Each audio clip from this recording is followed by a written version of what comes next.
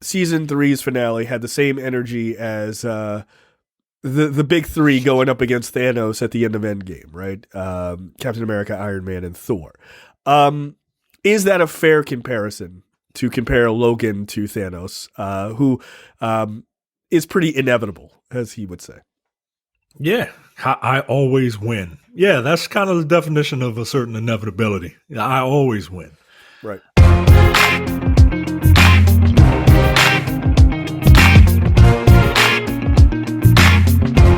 Hello and welcome to a brand new episode of Coming Distractions, brought to you by the Nerdpocalypse podcast. I'm your host, Jay. I'm here with my co-host, Micah. Hey. All right, guys. We're back. We're going to talk about season 3 of HBO's Succession. So this is going to be a total spoiler conversation. So if you've not seen season 1 and 2, what are you doing? And also, if you haven't seen season 3, we are going to spoil the hell out of it. So we're just going to give our thoughts overall and have some interesting conversations about some things that we noticed. Overall, Michael, what did you think of this third season? Succession, once again, continues to be the best show on television. The writing, the performances, everything about this show is just like, it's on point. And I thought it was going to be hard to top season 2. You know, everyone says, season 1, it takes a couple of episodes. It literally takes 2 episodes to get into. Yep. And then it's off to the races. Season 2 was amazing. And the delay for season 3 only made this so much more, like it upped my anticipation so much for season 3. And boy, did it deliver. Yeah. It's I think the actual overall story is a bit more streamlined this season, which works in its favor, right? Like, you don't want too many moving parts in the air. But there's a clear point that we have to reach. Right. And boy, I mean, this show is all about character, man. And every single cast member is great at what they do. And I absolutely loved it, man. I absolutely loved it. Fucking 6 out of 5, man. It's a wonderful show. Yeah, look, I was slow to get on the Succession train, as people know, if you listen to the main show. But luckily, someone told me about it. I can't remember who it was. It told me it was really good, so I decided to check it out. Look, this third season, though, I think you're right. Like, it is weird how the delay actually made it work a little bit better. And I was, like, for me, like, I watched season 2, like, I finished it right before season 3, so I didn't have that, but it is clear that they really worked to fill out characters that I thought were great already in season 1 and 2 to give them so much more depth in season 3. Specifically, Tom is probably the biggest glow up of any character. Like, his arc is amazing. So yeah, look, this season starts out with, this picks up immediately after Kendall's like bombshell press conference at the end of season 2, where he was supposed to go and throw himself on the grenade for his dad and be like, oh yeah, I'm the guy who handled all of this cruise ship malfeasance, and so I'm ready to go to jail, basically. And right before it, he was like, why am I going to jail? Like, I'm not doing that. I'm going to sell the old man out. And that's what he did at the end of season 2, which was just ended perfectly with like Logan smiling as he's watching the press conference, like almost proud that his son, or at least is how I read it, almost proud that his son had the balls to try to, like, business-wise kill him. So this season 3 starts out right after that, where Logan is now trying to, like, build these teams to try to deal with the fallout of all of this. Meanwhile, Kendall is like riding high on the fact that he's like super popular now and everybody's talking about him and he's feeling himself and everything is going great.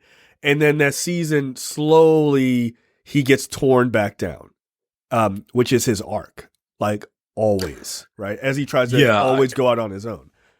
yeah. I love. I don't know if this is intentional or not, but I love the commentary of the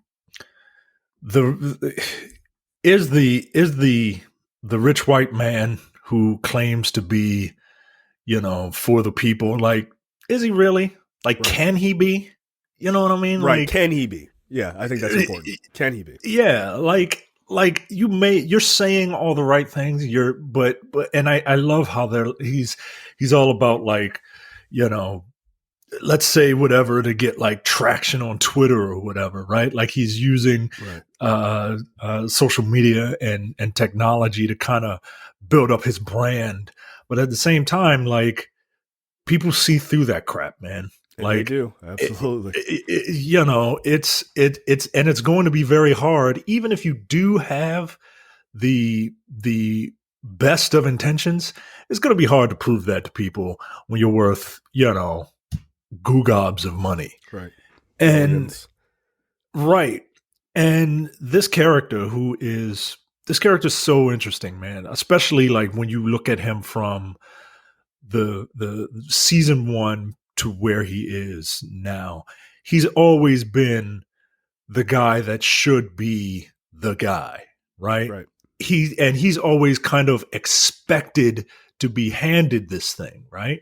Right. And when he doesn't get it, he eventually lashes out like a child would, right? Right. But then he realizes, like, fuck, like, this shit is hard, right? Like, I love all of these characters, man. Yeah. Kendall, I feel bad for, but at the same time, it's weird because, like, I feel bad for that character, but at the same time, like, I can't feel bad for that character. I can't. Yeah, like to me, his arc, at least as it's going now, has always been, I think I can do, like, give me the reins.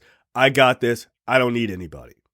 But in actuality, he does need help.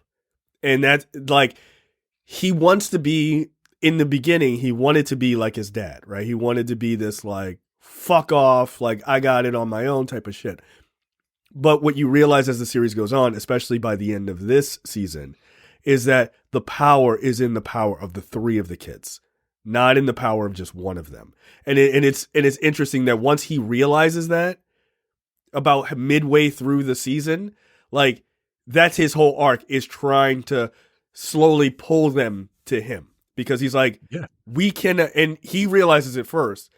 The other 2, Rome and Shiv, realize it in the end. Like, there is no power like that. It's a fucking triangle, right? Like, there is no, or a pyramid. There is no power with just one point. Like, it just isn't. So, like, that's what's interesting, is that he's realizing that. Like, it's the one thing his father has never realized, that going at it alone is not actually powerful at all. You're more vulnerable. But he keeps winning. Right. Right? Yeah. Logan keeps winning. Yeah. You can't tell him that. You can't tell him that, like, you didn't build that, on your own. Like, yeah, I did that. Nah. Right. Like, it's, I can't help but to think of the McMahon family in this situation. Yeah. The wrestling moguls, and see parallels, right? Shane McMahon was the heir apparent. He had some ideas. He clashed with his dad. At one point, Shane wanted the WWF/E to buy the UFC. And wow. and his old man was like, nah, we ain't doing that. And now look at what the UFC is. Yeah. Now, it might not have been that under their regime, right? But still. And it's so interesting, man. Like, these rich people problems are interesting to me, but at the same time, like, you guys are rich, man. Like, shut up. Figure it out. Like, figure it out. But yeah, man. Kendall is and the thing that Kendall, I think it happened. Did it happen in season 1 when the death of that kid? Did it happen at the end of season 1? I thought that was season 2. Or okay, season 2. Yeah, Kendall killed a kid by mistake, manslaughter, whatever, right? And he had to go back to dad, hat in hand. And I thought that was going to be it. I was like, oh, well, he's you're his bitch now. But Kendall got up he got the cojones to come back and try to challenge his dad for the throne. And it's so fucking cool, man. So yeah, look, I mean, the sort of hat in hand situation where after he kills the kid by mistake is a powerful moment. That was one of my, I was like, oh shit, wow. I'm trying to see, was that the end of season 1 or was that the end of season 2? Yeah, I can't remember, but either way, that moment was pretty brutal because it was just this idea that you thought you were challenging the throne and your dad has something over you now. He helped you cover this up. Which it turns out was more mutual assured destruction than anything, because now Logan can't dime out Kendall for that, because then he looks like he covered up a murder, so he goes to jail too. It's now that they realize that, it's a nice thing because they can just all move forward. You can't do anything to me, I can't do anything to you. Let's just pretend it didn't happen, right? We're past that. But let's concentrate back on this season. What we are seeing is Kendall, he's sort of he's got a new lawyer, and he's like you said, using social media, trying to boost himself up, but he largely realizes that he's kind of a joke. And then he starts to have these kind of depressive episodes, especially culminating in his 40th birthday, which was really fucking sad. The last 3 or 4 episodes, Kendall's arc is just sad. It's kind of pathetic, where he was riding high in the beginning of the season. And then we see massive growth from Romulus, who started out as just this sniveling little piece of shit to this character who is full grown in this season and is really challenged to do the right thing by the end, which I thought was awesome. His arc in this season was fantastic. Shiv has been put on the outside because she fucked up, and so they were just Logan's nah, you had one chance, fuck it, you're done. Actually, she had several chances, and he was just none too pleased. But what did you think of Romulus's arc in this? I think Roman I think they did a very good job, because Roman is the comedy relief, right? And in earlier seasons, it seemed like he was just there, but he wasn't really doing anything.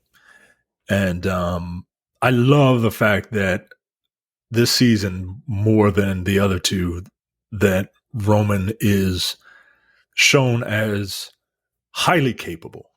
He just has his own way of doing it. And but at the same time, his way of doing things, while effective, can also, bite him in the dick, so to speak. Could he get any lower on that desk? And so of course he's not ready. Of course he's not ready. He's the definition of all the potential in the world, right? Yeah. But he's just not there. But he just doesn't take it seriously enough. But he does have his place, right? But the problem is, I don't think that character can grow. I would be very curious to see in the next season where that character goes. Because right now he's in a box, and he, at the end of this season, even Logan was just come on, I come side with me. You always do. You're my boy. You're my youngest, right? Come on, and because that character fits in that box, and that character looks like he's trying to break out of that. Yeah, and he did. Kicking and screaming. Right, he did. It was hard for him, but he did. And it's funny because his dad kicks the shit out of him all the time. Quite literally, physically, just backhanding him that one time, which is wild.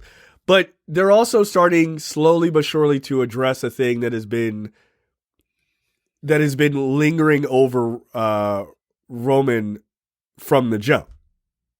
Is Roman gay? And I think he is. Or at least bi. And it's interesting because there is no, like, he doesn't know how to deal with his own sexuality, and like slowly but surely the other characters are like, there's something odd that's going on with you, and it's coming to a head, right? I think maybe in season 4 with that new politician, that real piece of shit right wing politician they're going to get in bed with, I think it's going to come out that way, because I bet that guy, he had some like really weird vibes with Roman. I'm like, so are you gay and you're also trying to hide it? And then that'll come out, and then like one of you will try to like super deny it, or both of you, and it'll be weird. But yeah, I think the Romulus gay angle is an interesting one that's clearly coming. Like, it is clearly coming. Shiv and Tom's relationship was a big part of season 3. And again, we are spoiling the shit out of this because boy, does it really matter in the end. It is probably the most important thing that happens in the season, ultimately. Shiv is now openly just not giving a shit about Tom whatsoever. And like literally during like funny mean talk saying, I don't love you. You're not on my level. You don't deserve me. But like, I'm just kidding. But I'm totally serious. I thought that was super interesting. And the way Tom handles it in the end is fantastic, to say the least. So it's they've always been kind of setting this up, right? Vulture has an article of the times that the finale for this season is foreshadowed, and they go all the way back to season 1, episode 7, where Logan is like, "You're marrying a man fathoms beneath you because you don't want to risk being betrayed," and he says that to Shiv in front of Tom, right? Like Tom has always been like the butt of all the jokes, which is why he, lashes out / like ribs Greg, because there's someone that he can, hurt people, right? Like, right. It's the only guy lower than him. Right. It's the only guy lower than him. That's why he even promised Greg. Greg was like, am I going to have, and Tom was like, a Greg? Yeah, you're going to have 20 of them if you do what I do. Right. And there's a lot of points where Tom is just like let's just dump everything on Tom, specifically in this season, where they're like, look, the DOJ is investigating and we're probably going to need to sacrifice somebody. And he volunteers. He volunteers to go to jail, even though he doesn't want to. Like, he feels like he kind of has to, because he feels like, well, they're just going to do it to me anyway. At least this is how I read it. They're going to throw me under the bus anyway. So, forget it then. I'll do it. I'll do it. Right. To kind of steal the thunder. Right. In case these people kind of get off throwing people under the bus. But of course he doesn't want to. Right. They do, of course. But of course he doesn't want to. Nobody wants to fucking go to jail, especially for something they didn't do. Well, and not only that, Tom is like a legitimately good person. Like, he as much of a good person as can exist in this group, besides Greg, who is absolutely a good person. Like, Tom is like, he legitimately loves his wife. He's legitimately trying to do the right things, but he's also a corporate monster, and that's his big issue. I think Tom was very much a drone. Just kind of he knows he's happy to be there. And he knows his place, but you don't want to constantly be reminded of it. Yep. And if you are constantly reminded of it, like, don't like spit on me while you're reminding me of it. And that's what's happening. And there's only so much of that any human being can take. And I got to tell you, the end of the last episode of this season was, I mean, I damn near bust a nut. I was so fucking satisfied with it. And it just, that relationship has been brewing and brewing. That's long-term booking, man. Like that this was in the works from the get-go. And to see it finally pay off. Holy shit, man. Yeah. I've looked online. I can't find people who are like mad at Tom. You know what I mean? I'm sure there are a couple people who are, but I hope people realize that's what the implication was, that yes, it was Tom who clearly told Logan. Like, it's not a mystery. Like, if you watch the recap of the show with the creators, they're like, yes, it's obviously Tom. And Shiv realizes when Tom walks in the door, because the only person who knew they were going is Tom when she called him. I love that the show doesn't spell it out either. You know what I mean? Like, the writing is solid enough that, of course, you can figure it out for yourself. Right. But in case you couldn't, in the recap, the creators are like, yeah, it was Tom. And Shiv realizes when Tom walks through the door, but she puts on a brave face because, like, now is not the time to do that. You got to circle the wagons, protect your brothers, and do that shit. But no, she realizes. Like if you look at her attitude towards Tom, it's odd. Like, it's odd because she knows. And I think she's in shock that this guy who has been a doormat for largely 3 seasons stood up and was like, nah, fuck this. But also, you have to remember that episode, the Mad Piss King or whatever it was, when Logan was freaking out. When Tom was helping him, when Logan actually got better at the end of that episode, what did he say to Tom? I'll never forget. Like, yep. I'll never forget what you did. Even though he was like, you want me to hold the scepter? Relax. Tom is a wild dude. He's such a wild dude. Like, just calm down. But Logan said he would never forget what he did. And so here, in the face of screwing his kids and selling his business to Gojo, in the face of all of that, his son-in-law is like, I got you, over his own wife. Is a wild move. And the fact that Logan was like, yeah, you know what? Good job. That's going to create some fucking nightmare scenarios in season 4. I mean, Shiv and Tom have to get a divorce. They have to.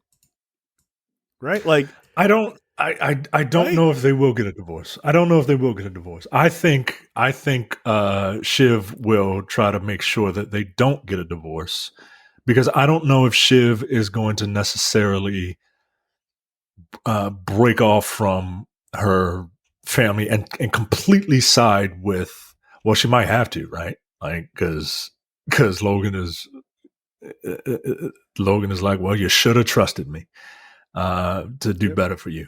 So yeah, they have to. I don't know, and clearly, I think Tom is finally just fucking over it. Yeah, and he might want a divorce. But I don't know. I don't know how they're going to play that, because I don't know who that would benefit the most. The only way I could see it is like this weird tortured War of the Roses sort of situation. Like, they're together and she may want to keep him close. Like, maybe she knows, but she's not going to let him know that she knows. Right? And so she's going to keep it together for that reason, to see how long you can, ride this thing out, stay close, find out what's going on, type of shit. And then spring her trap, whatever that is. But I don't know. I think she knows. I think there's going to be a confrontation in season 4. But I think they will come to a weird, like, let's just stay together for the kids type of thing.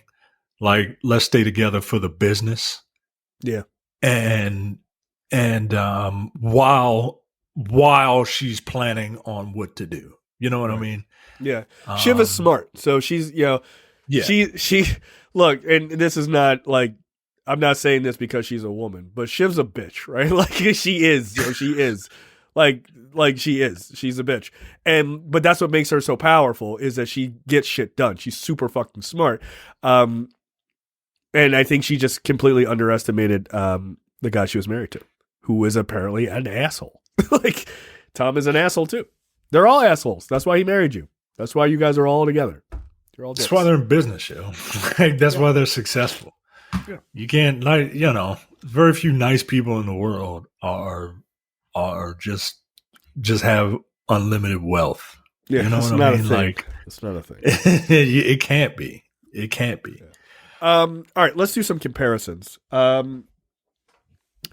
So I had posted that season 3's finale had the same energy as the big three going up against Thanos at the end of Endgame, right? Captain America, Iron Man, and Thor. Is that a fair comparison to compare Logan to Thanos, who is pretty inevitable, as he would say? Yeah, I always win. Yeah, that's kind of the definition of a certain inevitability. I always win. Right. And then Kendall is obviously Captain America, right? He's a weird, like, depressing, like, coked out Captain America, but he has a weird sense of righteousness. He does. That believe him or not, I do believe him. I just don't know if it's because he wants to spite his dad or because he wants to do the right thing. Right. That hasn't, like, I don't think that hasn't been flushed out yet.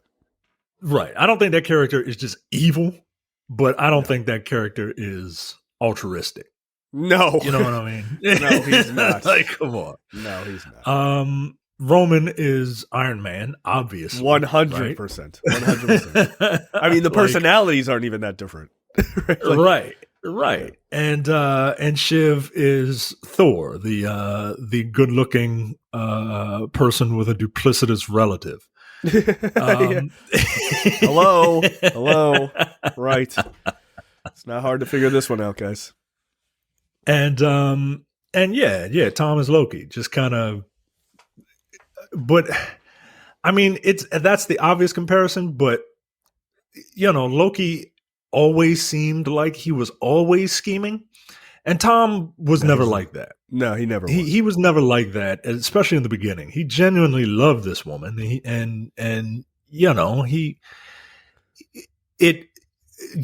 and years and years of just treating this guy like garbage finally led to the I wouldn't even say stabbing in the back, right? Like, comeuppance. It led to Shiv's comeuppance, man.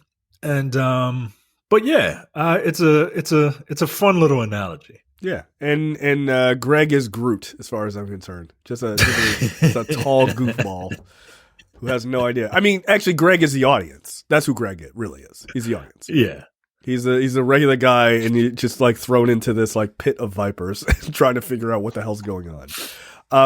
But no, I mean, like when they blocked that one shot of them walking up the stairs to this place in Italy.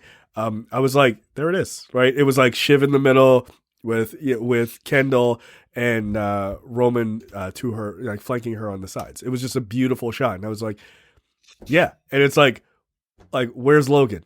He's down there. What's he doing? Nothing. It's a trap, right? Yeah, I don't much care. Like that's what it was. It was a standoff at the end. It was awesome. But that's more of that's not so much a testament to like sort of like us being goofballs. It's more of a testament to good writing, right? From both of those properties, right? The idea of bringing those characters together in the end, they've been all over the place trying to find each other. They come to a common moment where they realize like you cannot beat this person without your other teammates. You simply cannot do it on your own. They all try to do it on their own, and it doesn't work. And so when they figure out, oh, we need these other guys or these other teammates, that's when you'll actually be able to do it. Now, it won't be in this season, but it will be in the future. Yeah, man. Sorry, I'm very congested, which is why I keep sliding off the screen to like not blow my nose on screen. Yeah, I love this season. I thought it was great. It was a lot of fun. I'm super looking forward to season 4. So yeah. So if anybody ever tells you to watch the show, you should listen to them. Yeah. If your friend for over a quarter century tells you that you should probably watch a show because it's right up your alley, you should probably listen to him. Yeah. He might be a lot. You know, I want to go back and rewatch the season because everyone is now kind of showing like clips of instances that foreshadow this ending. And there's one where I can't remember what episode it was. I think it was episode 6 where Kendall meets with Tom at like the diner or whatever. Yeah. And someone has 3 screenshots and Kendall, he's trying to, get the team together. He's trying to figure out what the play is. And Tom is like, no, I'm not going to go with you. Right. And he says, my hunch is that you are going to get fucked. And I've never seen Logan get fucked once. Right? Like, if I got to pick a side, I'm going to pick the side of the person that I know that has a winning record, dude. Right. Like, if push comes to shove, I'm going to go with the winning team. And of course he says that to, his brother-in-law, but like, when you're married to somebody, like that's supposed to be your ride or die, right? Like theoretically, you're supposed to put. I was brought up that you are supposed to put that person above like your parents and shit, right? Like you do. That you is do. that is because that is your family now. Yeah. And yeah, man, it just this fucking show, man. Yeah, it's so good. It's so good. All right, so I think that is it for us. With our thoughts and review of season 3 for Secession. We'll be back for season 4, I'm sure. But check out the other things, check out the main show, check out the other movie reviews and things like that. And we will see you guys next time. See ya.